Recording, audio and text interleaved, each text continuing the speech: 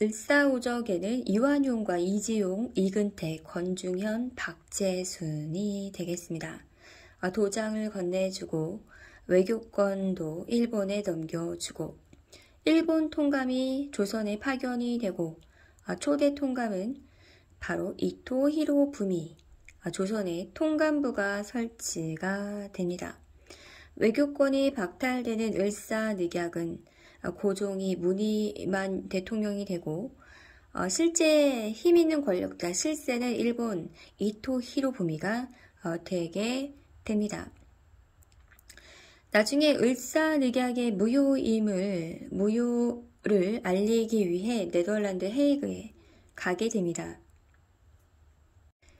네덜란드 헤이그에 이준, 이위종, 이상설 3명의 특사를 파견하는데 국권을 회복하고 싶지만 일본이 눈치를 챘기 때문에 특사들이 회의장에 참여조차 못하게 됩니다. 그렇게 막아서 실패가 되고 그 후 고종은 강제로 퇴위가 됩니다.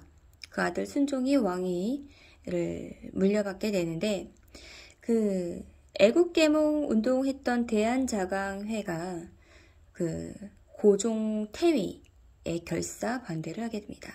고종 강제 퇴위에 결사 반대를 하고 보안법을 또 내밀면서 대한자강회 또 해산을 시키면서 그것을 강행하게 되면서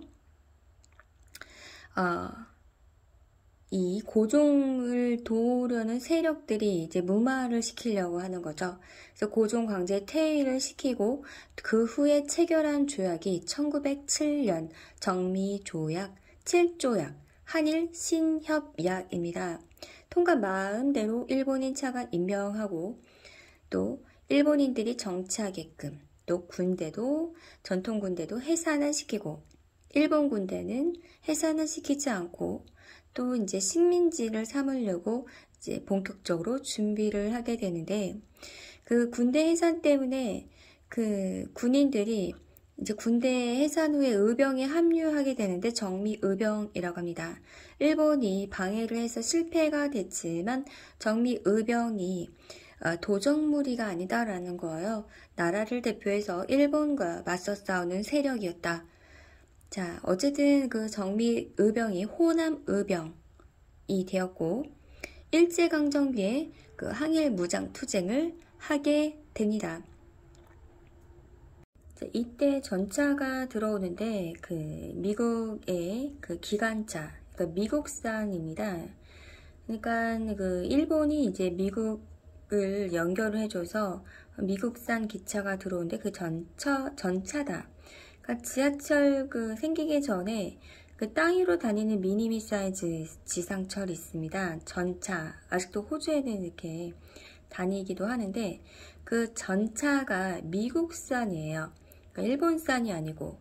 그래서 그 서대문과 종로와 홍릉 그 명성황후 무덤이 있다고 알려진 그 진짜 무덤인지 아닌지는 알 수는 없지만 그 전차를 타고 고종이 그 시해당했던 그 명성황후의 무덤을 보러 서대문, 종로, 홍릉을 오가는 전차 1898년 5월에 개통한 이 전차를 타고 다녀왔다 이런 기록도 있고 그리고 이제 1899년도 용산, 남대문, 종로를 연결한 노선이 개통이 됐다.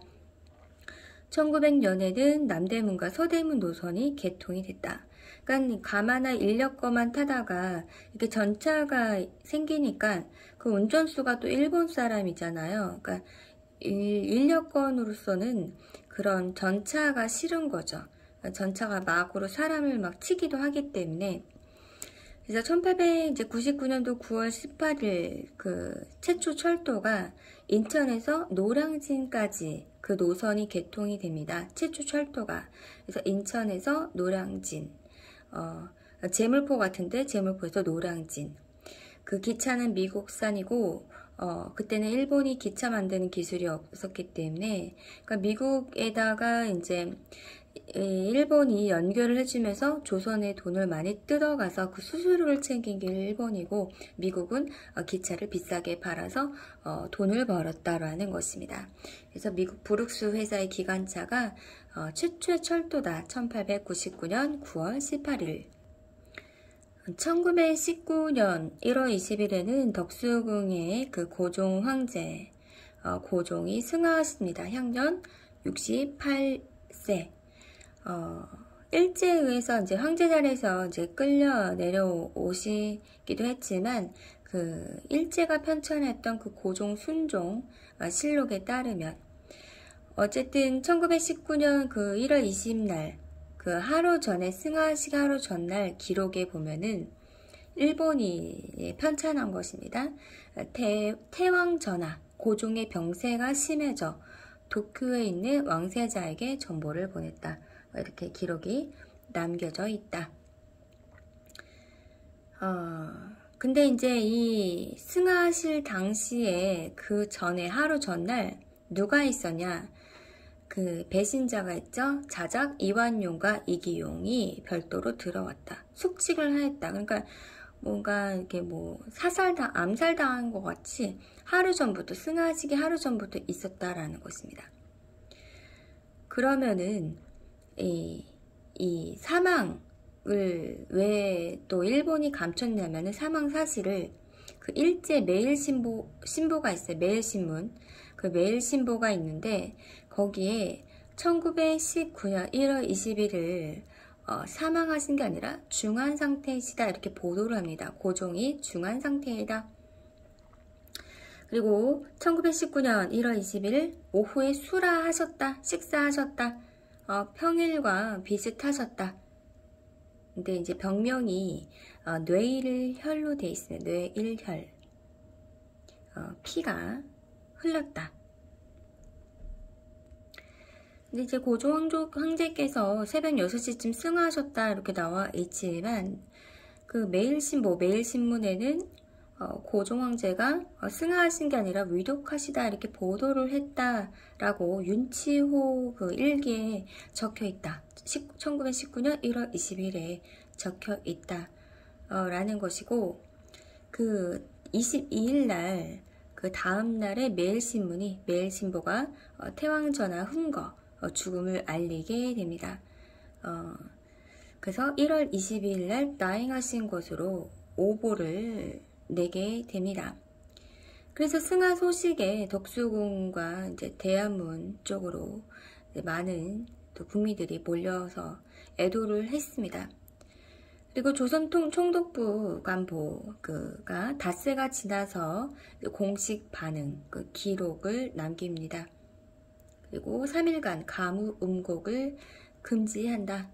조선 총독 하세가와 요시미치. 일본에 의한 단발령 때문에 머리카락은 잘랐어도 수염은 안 자르셨는데, 이 고종이 이제 68세에 이제 다행을 하게 됐습니다. 그리고 대한문에는 고종 독살설이 퍼지게 됩니다. 지금 파리 평화회의 때문에 우리 황제를 독살했다. 글을 이제 대자보를 붙였다. 광화문 앞에 전수학교 담에다가 담벼락에 대자보를 붙였다라는 것입니다. 그 선교사 부인이 있는데 마티 월콕스 노블의 일기에 의하면 일본에 의해 살해되었다 소문이 있었다라는 일기를 남기게 됩니다.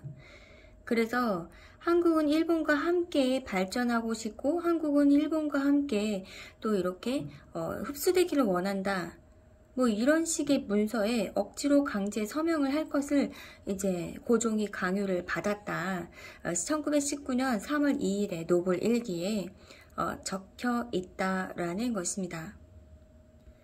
그래서 그 고종 국장 사진첩에 보면은 승하하신 지 45일 만에 그 일본식 복장과 일본식 장례를 하게 되는데 국민은 조선식 상복을 입고 흰 옷을 입고 장례식을 치렀다. 라는 것입니다. 그 윤치호 일기를 보면 1920년 10월 13일에 그 한진창 씨가 고종 황제가 독살된 것 같다면서 식혜를 드시자 뭐 격려를 일으키시고 알았다 라든가 뭐 팔다리가 부어올랐다. 그리고 이가 모두 빠져있고 혀가 닳아 없어졌다. 손상되었다. 뭐 30cm가량 뭐 되는 검은 줄 같은 게 목부터 복부까지 길게 줄이 나 있다라는 의문사에 대해서 이런 것들 내용들이 기록이 되어 있는데 우리가 CCTV가 없기 때문에 확실한 거는 아니다 라는 것입니다. 그러니까 한일 합병 같은 것들이 이제 동의를 받으려는 그 옥새 날인을 받으려는 그 매국노들 있잖아요. 윤덕영이라든가 매국노들이 황제를 핍박하였다. 탄압하였지만 거절 당했던 그 때를 보면은 아무래도 좀 독살당한 게 아니냐 이런 것이 더 의심스럽다라는 것이죠.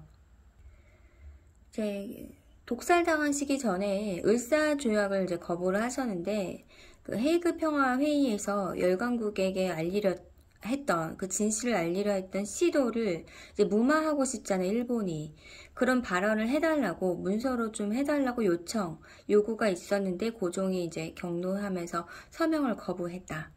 근데 강요한 자들이 황제를 독살했다. 그런 소문이 이제 노블 일기에 적혀 있으면서 3.1운동의 불씨를 살리게 되는 계기가 된다라는 것입니다.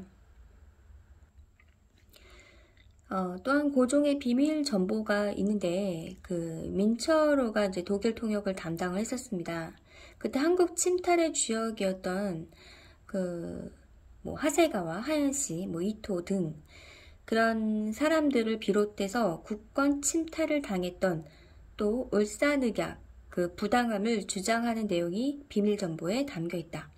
군대를 동원한 그 강제성과 무력으로 위협해서 서명할 것을 강요했던 그 외교권까지 양도하게 했던 그런 사실을 독일 정부에다가 알리려고 도움을 요청하려고 했었다. 고종의 비밀 정보도 알려져 있고 그 헤이그 밀사 파견 후로 이제 고종을 강제로 퇴위시키는데 그 양위하려는 고종을 참석 안 시켰어요. 왜냐면 고종은 참석을 안 하려고 했겠죠. 그리고 순종도 양위를 받기를 거부를 했었는데 서로 두 명이 참석을 안 하다 보니까 그런 양위식이다 보니까 뭔가 명분 없는 양위식이었다라는 것이죠.